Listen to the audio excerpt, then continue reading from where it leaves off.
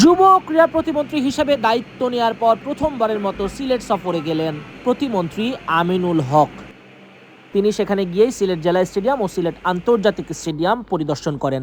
পুরো cricket stadium এ সময় ঘুরে দেখেন ক্রীড়া প্রতিমন্ত্রী আমিনুল হক। এ সময় সেখানে বয়সভিত্তিক ক্রিকেটার, ক্ষুদে ক্রিকেটারদের সঙ্গেও দেখা করেন আমিনুল হক। জানতে চান স্টেডিয়াম ও ক্রীড়া অবকাঠামোগুলোর সর্বশেষ অবস্থা। ঘুরে ঘুরে দেখেন গ্রিন গ্যালারি, ইনডোর ফ্যাসিলিটিস, মূল গ্রাউন্ড এবং আউটার গ্রাউন্ডও।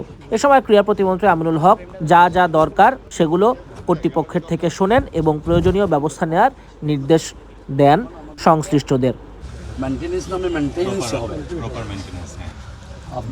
মেইনটেনেন্সের নামে জনবল দিব, আলাদা করে এটার জন্য ইয়া দিব না।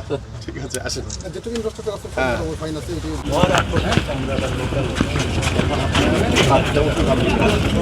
দুই মাঠে যখন এঙ্গেজ থাকে তখন দশটা প্লেয়ার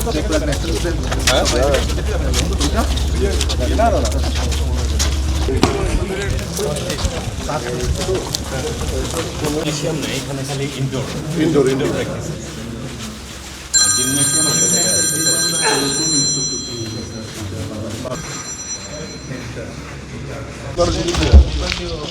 আগের কি নাম? আগে